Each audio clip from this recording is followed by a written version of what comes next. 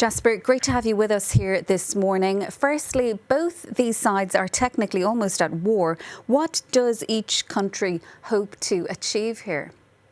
Well, what Turkey wants is for there to be a genuine peace settlement ending the Syrian civil war so that Syrian refugees in Turkey, and there are 3.6 million of them, will feel safe if they return home. Secondly, it wants the Syrians in Idlib, the northwestern province, which is the last refuge of opposition to President Bashar al-Assad in Damascus. It wants the peace settlement to come in such a way that the Syrians in Idlib will also feel safe and will not flee to Turkey. A third desire of the Turks, and which is very much secondary, is that they don't want a peace settlement to grant autonomy to the Kurds of northeastern Syria, because that would embolden the Kurds of Turkey.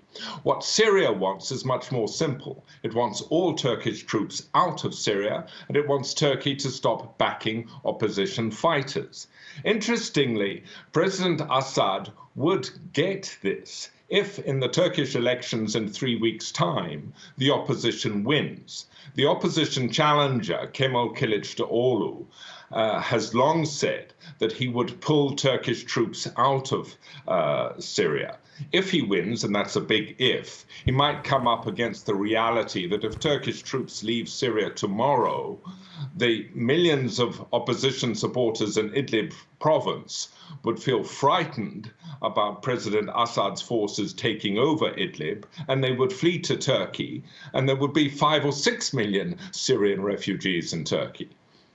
Now, Jasper, these talks in Moscow come as UN-mediated negotiations aimed at reaching a political solution to Syria's conflict have stalled. So, really, how likely is there to be a breakthrough in Moscow?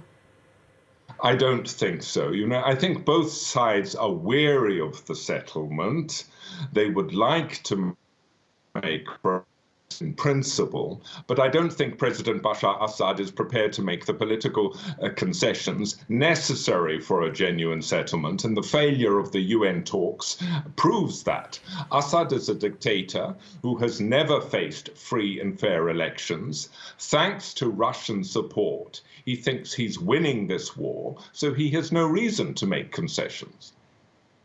OK, Jasper, we will leave it there. That's our correspondent in Ankara, Jasper Mortimer, joining us as Russia prepares to host a fresh round of talks aimed at normalising relations between Turkey and Syria.